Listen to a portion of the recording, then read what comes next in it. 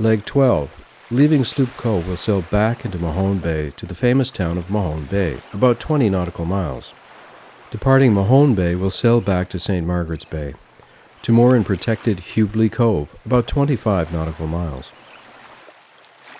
Leg 14, just 5 miles from Hubli Cove back to Shining Waters, where we'll haul the boat out for this season.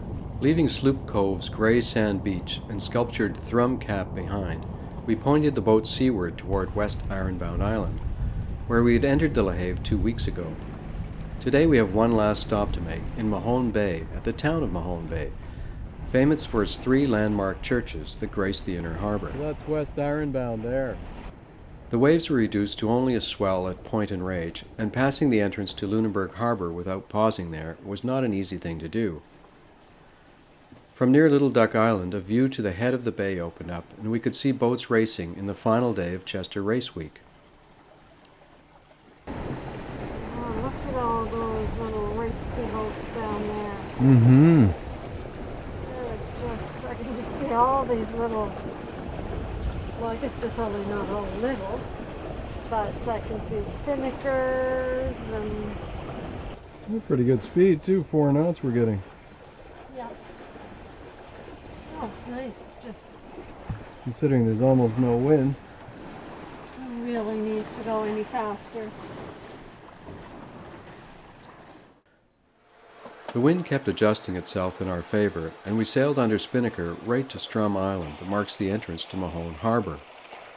At that point, with other vessel traffic nearby, the spinnaker was replaced by the jib, and with the wind still fair, we sailed nearly as far as Inchcape Rock, just off of town.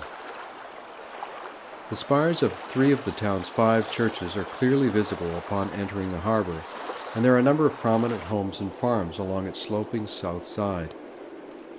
Much of the northern side of the harbour is taken up by moored vessels, which are serviced by water taxi. It was the height of the season, and not a single mooring was available to rent, so we wound up rather oddly tied to the end of a floating dock. All in all, it worked out okay. From the dock we enjoyed easy access to town, which we immediately set out to explore, searching for a place to have dinner. As dusk fell, we strolled back to the boat as I photographed some of the colourful period homes that line Mahone Bay's quiet streets. Oh wow! So yeah, the balloon. We saw the balloon. It's Bluenos not in for. going anywhere Well, right now. no, Yeah. it's probably a 2-year refit, Yes. Mhm. and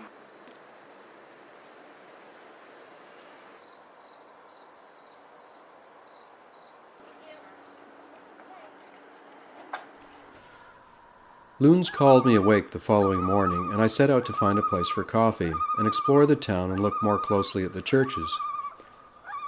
There's a weekend outdoor market downtown, and I managed to get some fresh produce on my way back to the boat. We spent the rest of the day relaxing at the dock, walking and looking in the shops that line the street next to the harbour. That evening we enjoyed dinner in Fantasia's cockpit, while activity on the busy harbour finally began to subside. Tomorrow's sail would take us back to St. Margaret's Bay and then to Shining Waters, where we'd arranged to haul out and store the boat. Our friends John and Brenda drove over from Seabright, and John sailed back with us.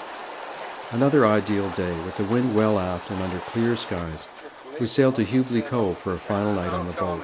It was hard to believe we'd been gone for a month.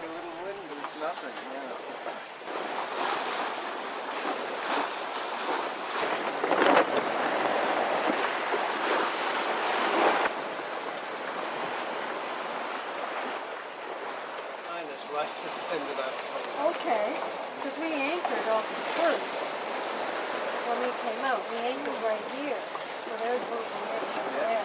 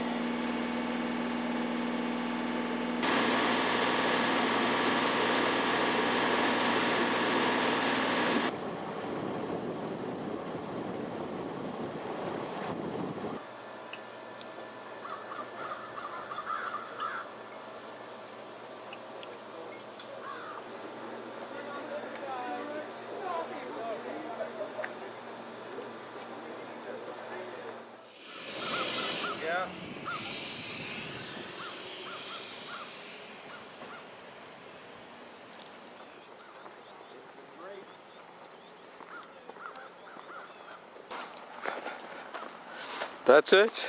That's it. That's the end of our boat cruise this year. Yes.